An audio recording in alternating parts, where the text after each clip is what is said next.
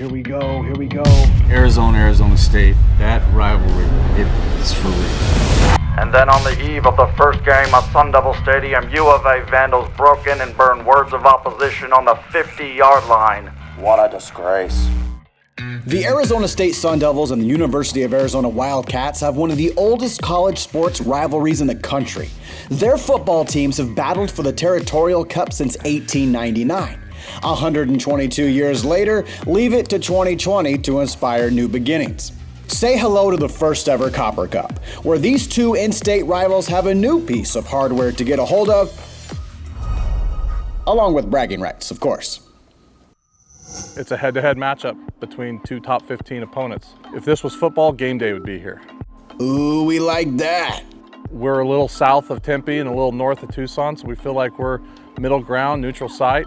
Brady Wilson and Akchen invited these dueling teams to take the rivalry round by round in a Ryder Cup style tourney, straight up kicking the season off head-to-head. I don't know that there's a better way to start the semester. To play your in-state rival in a 4-round of match play deal, actually the first college tournament happening for the Pac-12, just an awesome week.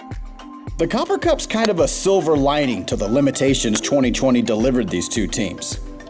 There are conferences that played a fall golf season, but most of them didn't. It's all condensed into the spring season for the first time because of COVID. After the Cats and Devils season was wiped out in the fall, plans for the Copper Cup started falling in place, and the format is almost foreshadowing. I was saying to Armin last night, can you imagine going to the NCAAs at Greyhawk and getting into match play and having not played this event? National championships, they end it with match play. Yeah, it feels good to play match play. Just good experience to have now against a team that we could potentially see there. These two teams could be playing each other for the national title at Greyhawk in June. The whole thing could come down to these two teams. They're both that good. While nobody wants to jinx a national championship, anytime these two teams meet up, it's popcorn season. Everybody on our team and their team is extremely competitive. Holy shit, they're beating each other's brains out there.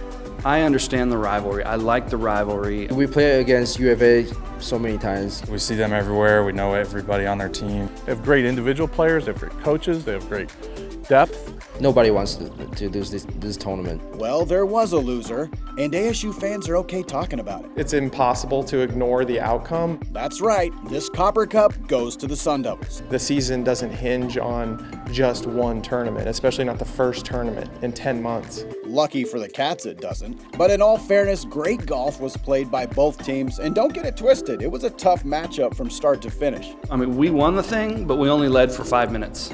And that was 4 really long rounds over 2 days, and we were basically 1 or 2 down the whole time.